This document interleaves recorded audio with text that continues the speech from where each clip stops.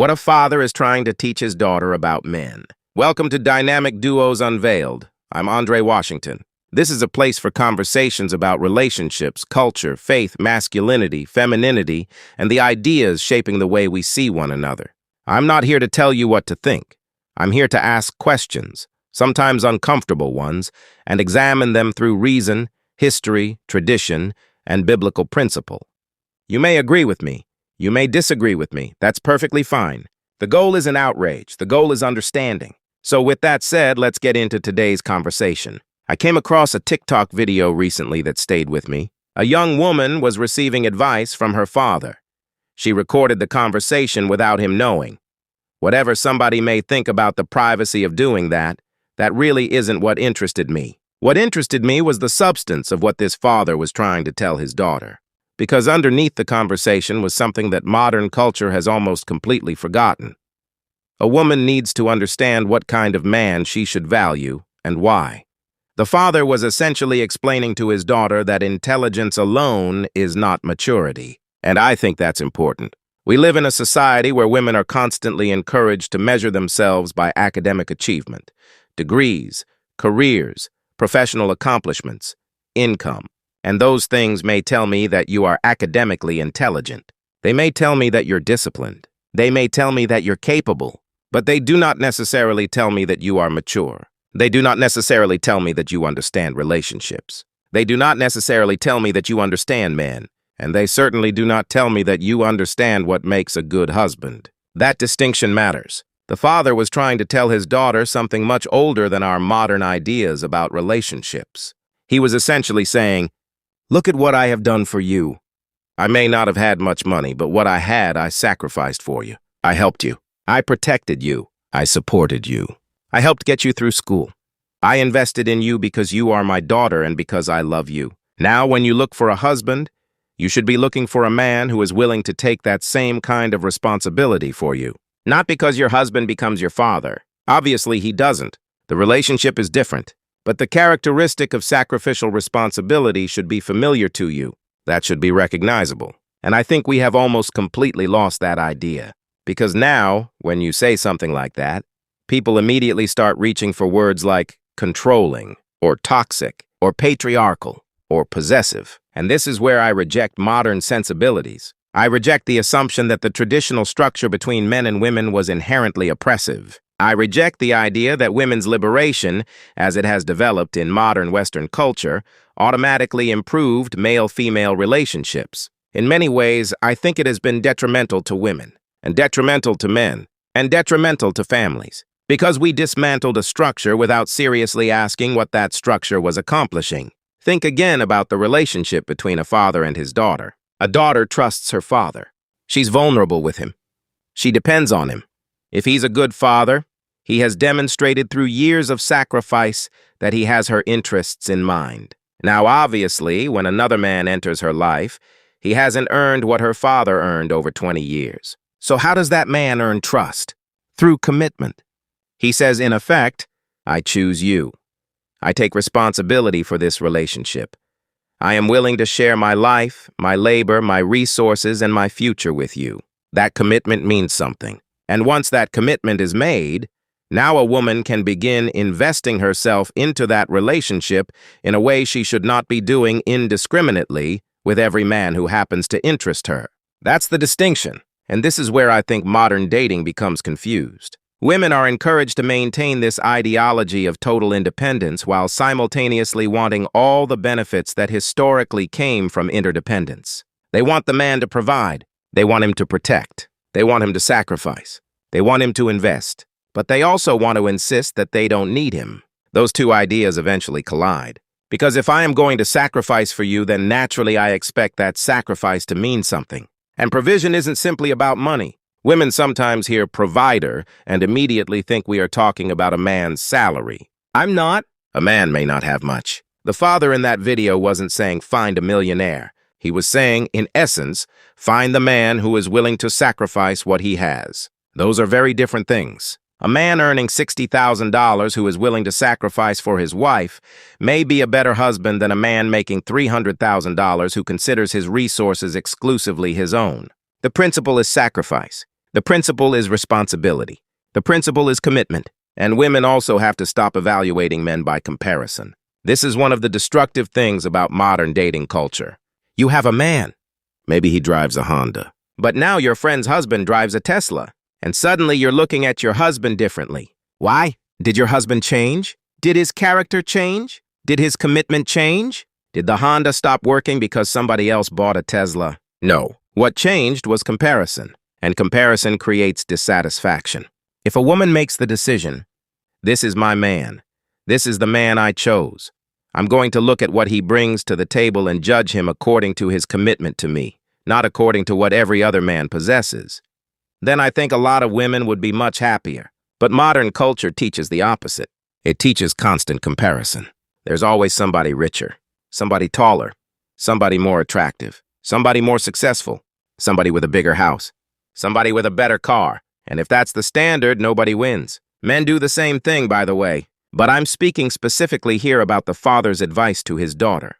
Because what I heard was a man trying to tell a young woman, learn how to recognize a good man before modern culture teaches you not to value him. And that brings me back to something I've talked about before, the attack on the nice guy. I think that attack has been culturally destructive. Because quite often the so-called nice guy is exactly the type of man who understands sacrifice. He's the man willing to invest. He's the man willing to build. He's the man willing to commit. He's the man willing to take responsibility for a wife and children. Yet modern culture frequently teaches women to look at that man as weak, boring, or undesirable.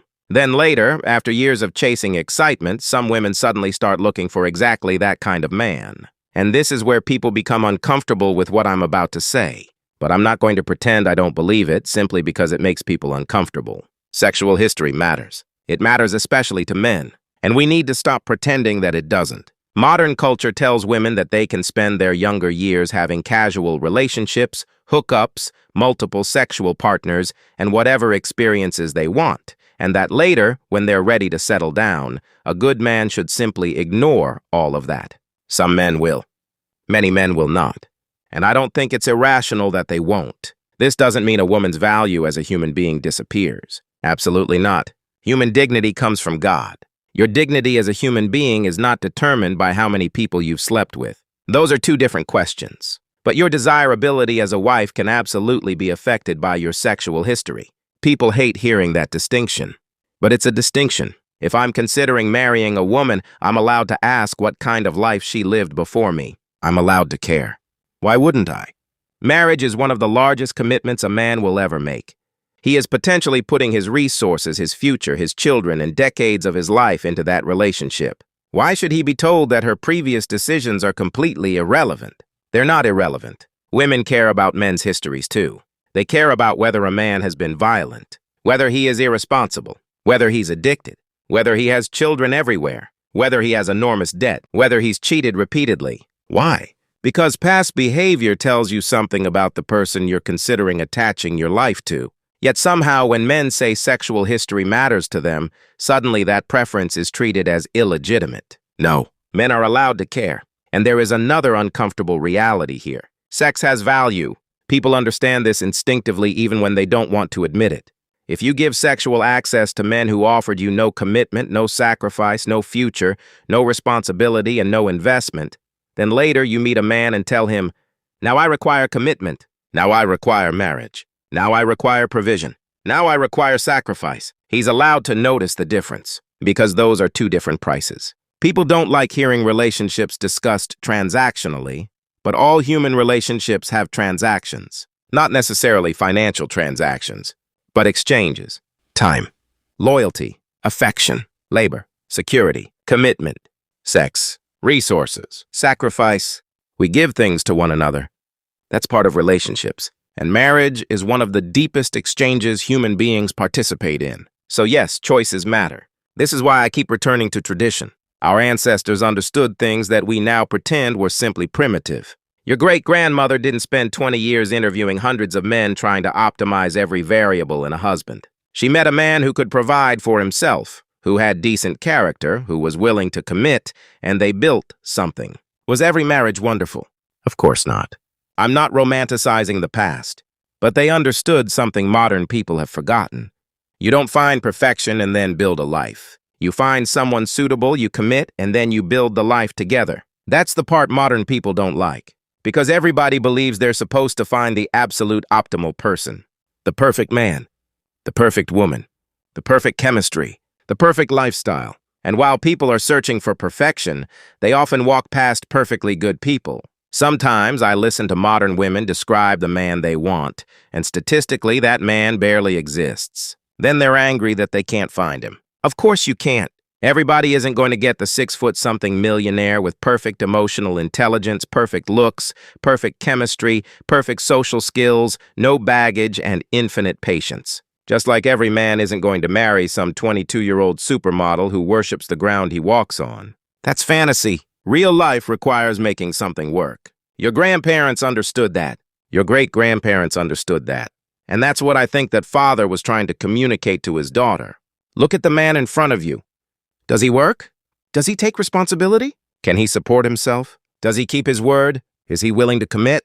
Is he willing to sacrifice? Does he value you? Does he want to build something? Those questions matter more than whether he checks every box produced by modern dating culture.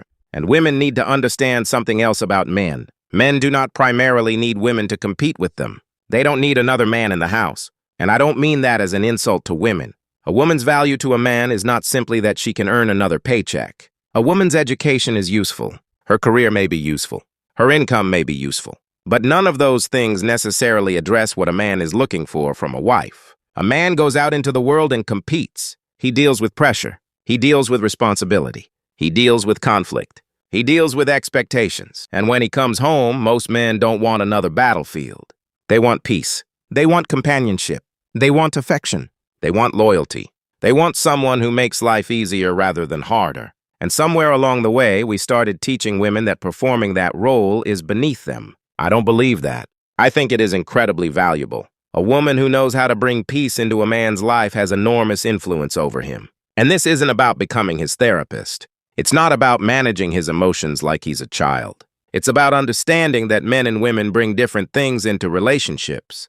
The modern woman is constantly told, be strong, be independent, need nobody, depend on nobody, compete with everybody. But then people wonder why relationships feel like competition. If you're competing with your husband, you're misunderstanding the relationship.